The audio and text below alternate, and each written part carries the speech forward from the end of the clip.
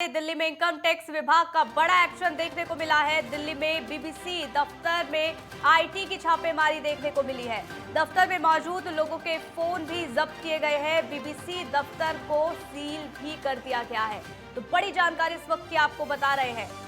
हालांकि आपको बता दें कि अब टैक्स विभाग के द्वारा ये बड़ा एक्शन लिया गया है, बड़ी कार्रवाई यहाँ पर की गई है। दिल्ली में बीबीसी दफ्तर में आईटी की छापेमारी देखने को मिल रही है। दफ्तर में मौजूद लोगों के फोन भी जब्त कर लिए गए हैं, जो जानकारी मिल रही है। बीबीसी दफ्तर को सील भी इस दौरान कर दिया गया है।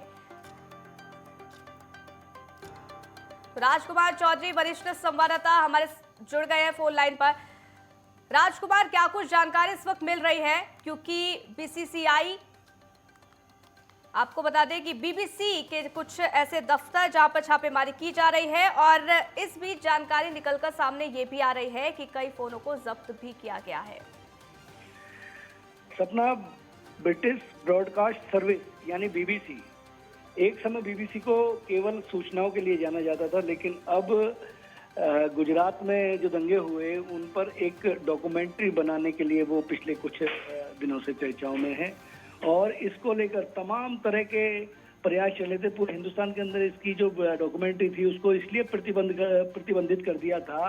कि इससे कहीं ना कहीं इंटरनल जो सिक्योरिटी है हिंदुस्तान की, उसको खतरा होने की संभावना व्यक्त की जा रही थी। गृह मंत्रालय और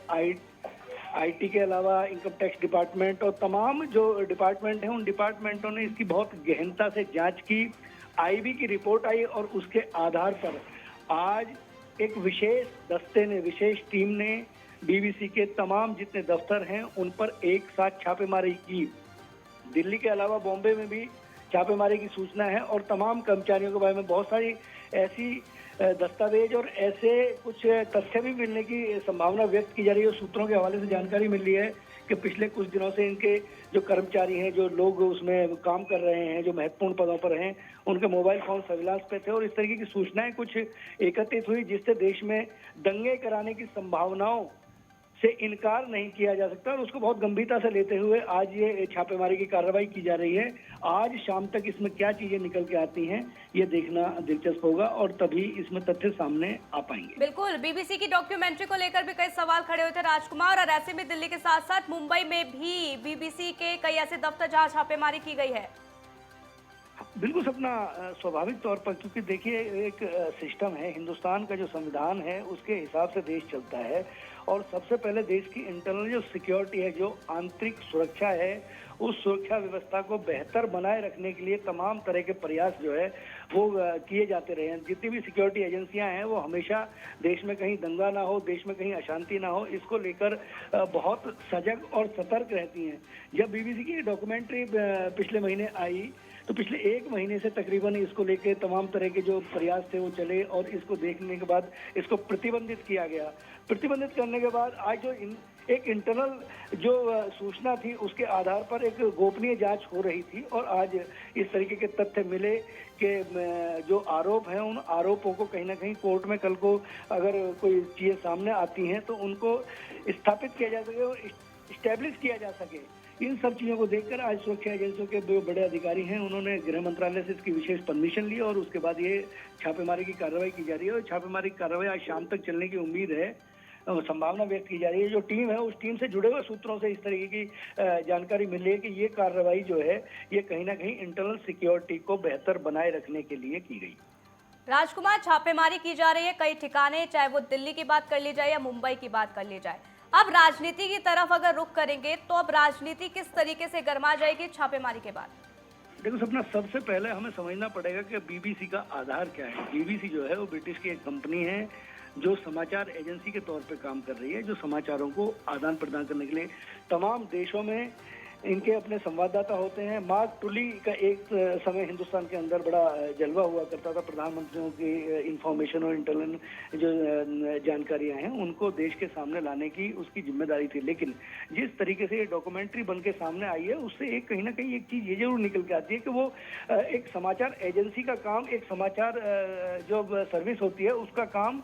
बिल्कुल एक दर्पण की तरह होता है कि भाई आप इंफॉर्मेशन जो है वो जनता के सामने रखते हैं, लेकिन अगर आप किसी की की इंटरनल सिक्योरिटी से लेके और इस तरीके की जो डॉक्यूमेंट्री है, अगर उस तरीके की चीजें बनाएंगे और कहीं अगर देश की इंटरनल सिक्योरिटी को उससे अगर कुछ नुकसान होने की संभावना होगी तो स्वाभाविक तौर पर वो देश अपने आप में कार्रवाई करेगा। जिस तरीके से आप पॉलिटिकल बात जो कर रहे हैं, वो पिछले दिनों जिस तरीके से अडानी का मसला हो, तमाम तरह के जो विपक्ष के नेता हैं, उन विपक्ष के नेताओं ने जिस तरीके से संसद को बाधित रखा, तो स्वाभाविक तौर पर इस पर बयानबाजी तो होगी, लेकिन उसके बावजूद भी सजग रहना चाहिए, क्योंकि देश की अखंडता, एकता और सुरक्षा कहीं ना कहीं सरकार की प्राथमिकता है और इस जो छापेमारी की कार्रवाई है उसको उसी से जोड़ के देखा जा रहा है। बिल्कुल, और क्योंकि विपक्ष लगातार ये आरोप भी लगातार आए सरकार पर राजकुमार की एजेंसियों का गलत इस्तेमाल किया जाता है, और ऐसे में हमने बीते दिनों देखा किस तरीके से बीबीसी की जो डॉक्यूमेंट्री थी उसको लेकर बवाल भी हुआ था, चाहे जेएनयू की बात कर ली जाए या जामिया में। अब ऐसे में एक नया मोड़ देखने को मिलेगा यहाँ पर। देखिए, हिंदुस्तान एक सबसे बड़ा लोकतंत्र है दुनिया का। दुनिया में केवल इसीलिए हिंदुस्तान को जाना जाता है कि यहाँ पे हर व्यक्ति को अपनी बात कहने का तरीका है, अपनी बात कहने का अधिकार उसको संविधान ने दिया है, अभिव्यक्ति की आज़ादी है। लेकिन अभिव्यक्ति की आज़ादी के बीच में यदि आपकी अगर जिम्मेदारियां हैं, अगर आपको अधिकार मिले हैं, तो आपके कर्तव्य भी बनते हैं। अगर उन कर्तव्यों के दायरे में और सीमाओं में रह के अगर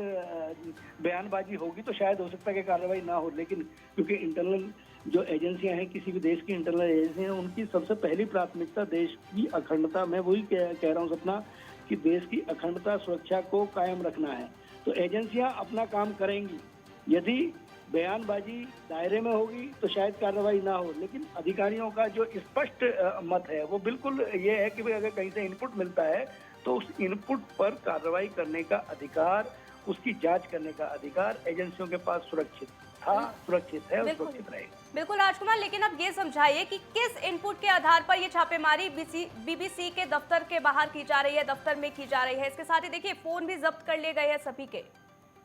देखिए, जब बीबीसी ने अपनी डॉक्यूमेंट्री जारी की, उसको पूरी दुनिया में देखा गया, तो एजेंसियां भी सतर्क हुई और एजेंसियों ने भी उसका कहीं ना कहीं समीक्षा उसकी की, और उस समीक्षा से एक चीज जरूर निकल के आई कि उसमें कुछ तथ्य ऐसे थे जो गुजरात दंगों से जुड़े हुए थे। जो जांच हुई, उन जांच एजेंसियों ने जो जांच की और जांच के बाद जिस तरीके की क्लीन चिट प्रधानमंत्री नरेंद्र मोदी और बाकी तमाम जो बड़े नेता थे जिनका नाम उसमें घसीटा गया, उनसे जुड़ी हुई जो चीजें थी, उसमें तथ्यात्मक तरीके से तभी उसको बैन किया गया। जब बैन किया गया तो जब किसी चीज को बैन किया जाता है तो उसमें तमाम तरह के जो चीजें हैं वो सामने निकल के आती हैं। विपक्ष को एक मुद्दा मिला, उसकी एक चर्चा बनी और चर्चा बन के उसकी एक इंटरनल जो जांच थी वो जांच की। जांच के बाद तमाम जो उससे जुड़े हुए लोग थे, उन जांच से जुड़े हुए लोगों ने, जांच एजेंसियों ने उनको कहीं ना कहीं सर्विलांस पे लिया और सर्विलांस पे लेकर उनके इनपुट कहीं ना कहीं उनसे मिले। जब उसके सबूत एजेंसियों के पास हो गए तो उसके बाद ही ये कार्रवाई की गई, क्योंकि वो एक गोपनीयता होती है, कुछ इन्फॉर्मेशन ऐसी होती हैं कि जिनको हम लोग भी अपने दायरे में, क्योंकि पत्रकारिता का भी एक क्षेत्र है, हमारी भी एक सीमाएं हैं, तो उन सीमाओं के बीच में रह के ही हम चीजों कह सकते हैं। अगर सूत्रों के हवाले से चीजें की जाए तो एजेंसियों के पास इतने इनपुट हैं जिन्होंने कार्रवाई की है, तो स्वाभाविक तौर पर, क्योंकि जब कार्रवाई कहीं होती है और छापेमारी की कार्रवाई कहीं चलती है, तो ये एक स्वाभाविक प्रक्रिया है कि वहां पे मोबाइल और ये सब जब्त करना ये कोई बहुत बड़ा इशू नहीं होता, क्योंकि कहीं ना कहीं से इंफॉर्मेशन किस तरीके से चीजें निकलती है। आजकल मोबाइल और तमाम सोशल मीडिया से जुड़ी हुई चीजें हैं, तो ये गोपनीय जब जांच चलती है तो उसके बाद कहीं ना कहीं एजेंसियां इसमें इनपुट रखेंगी, तमाम तरह की प्रेस विज्ञप्तियां जारी होंगी, इसमें प्रेस रिलीज जारी होंगी, बयान जारी होंगे। तो ये अभी प्राथमिक कार्रवाई है, इसको प्राथमिक कार्रवाई को अभी हमें कहीं ना कहीं उसका इंतजार करना होगा कि इसमें क्या सामने आते हैं। बिल्कुल राजकुमार, लेकिन आगे अब क्या होगा, क्योंकि आपने जानकारी दी कि किस तरीके से जो तमाम विपक्षी दल है वो इसको लेकर निशाना साध रहे हैं, लेकिन इसके अलावा अगर जेएनयू की बात कर ली जाए, जामिया के छात्रों की बात कर ली जाए, उस समय हंगामा हुआ था, देखा गया था किस तरीके से लाठीचार्ज भी हुआ था, क्या इसको लेकर भी वहां पर ये मुद्दा उठाया जा सकता है? देखिए, ये तो भविष्य के गर्भ में छिपी हुई चीजें हैं। आपका जो सवाल है ये भविष्य से जुड़ा हुआ है, लेकिन कल क्या होगा इस बारे में तो कहना जल्दबाजी होगी। लेकिन एक बात जरूर तय है कि भारत की जो एजेंसियां हैं, जो एजेंसियां इसमें कार्रवाई कर रही हैं, वो अपने दायरे में रह के और अपने सबूतों के आधार पर इस पर कार्रवाई करेंगी। अब कल चीज़ें क्या होती हैं, कौन किस तरीके से आता है, लेकिन एक जरूर बात है कि कहीं ना कहीं एजेंसियों ने इसके इनपुट दिल्ली पुलिस को भी दे दिए हैं कि कहीं पर भी इसको लेकर उपद्रव ना हो, क्योंकि जब कोई इस तरीके की कार्रवाई की जाती है सपना, कहीं इस तरीके के जो उसकी दिशा में आगे एजेंसियां बढ़ती हैं, तो स्वाभाविक तौर पर, क्योंकि भारत जो है वो कश्मीर से लेकर कन्याकुमारी तक पूरा सिस्टम है, एक हर जिले में पुलिस है, हर जिले में जिला प्रशासन है, प्रशासनिक तंत्र भी अपने अपने क्षेत्र में लॉ एंड ऑर्डर को मेंटेन करने के लिए चीज़ों को बहुत बेहतर रखेगा। और कहीं अगर उनको लगेगा कि कुछ लोगों को उन्हें हिरासत में लेने की आवश्यकता है, कुछ प्रभावशाली लोग जो माहौल खराब कर सकते हैं, तो वो कार्रवाई भी करने से एजेंसियां पीछे नहीं हटेंगी। बिल्कुल देखना होगा कि क्या कुछ निकलकर सामने आएगा राजकुमार, इस पर लगातार नजर बनी रहेगी। लेकिन जिस तरीके से छापेमारी की जा रही है, अभी फिलहाल दिल्ली और मुंबई से खबर है, लेकिन क्या आने वाले दिनों में और भी ऐसे राज्य जहां पर इसी तरीके की छापेमारी देखने को मिल सकती है? बहुत अहम सवाल है आपका, और इस जांच का दायरा केवल राष्ट्रीय नहीं बल्कि अंतर्राष्ट्रीय भी हो सकता है, और देश से बाहर भी इस तरीके के इनपुट मिल सकते हैं कि माहौल को, देश की अखंडता को कौन बिगाड़ना चाहता है। इसके लिए एजेंसियों के सारे रास्ते खुले हुए हैं, कहीं उनकी बाध्यता नहीं है। जो तथ्य आएंगे,